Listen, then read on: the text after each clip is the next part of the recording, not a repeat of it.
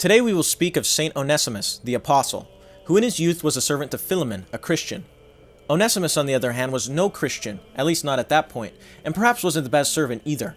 He got into some mischief and was surely going to be found guilty of an offense against his master, so the young slave ran away, hoping that he could get away from the charge by heading to Rome. There he found not worldly salvation, but spiritual salvation, for Onesimus was thrown in jail for being a runaway slave.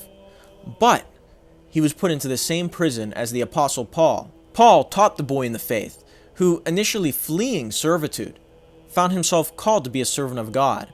So Onesimus became like a son to St. Paul, and it just so happened that Paul had both known and converted Philemon. Realizing he had wronged Philemon, and now feeling guilt over his offense, Onesimus pleaded to Paul, who wrote a letter on his behalf to Philemon.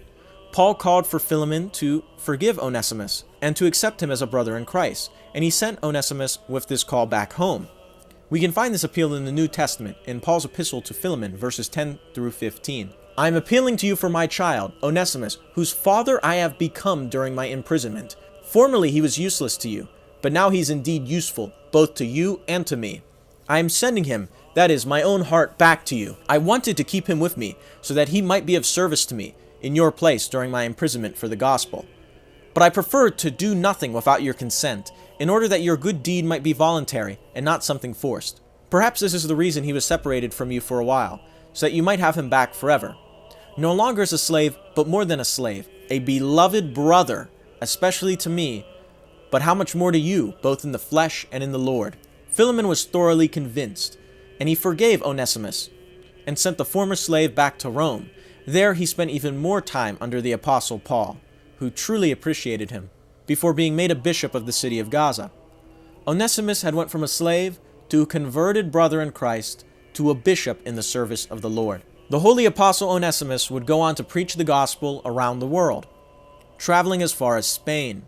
Converting many during his travels, Onesimus met the same fate as many of the apostles, martyrdom.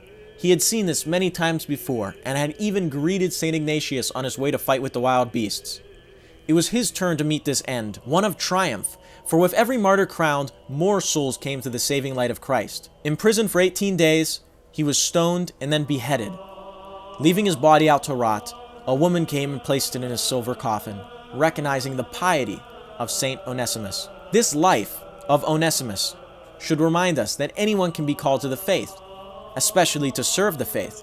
For Onesimus was a slave who ran away from his master, yet through Christ reconciled this crime, and became more than a servant of man, instead becoming a servant of God.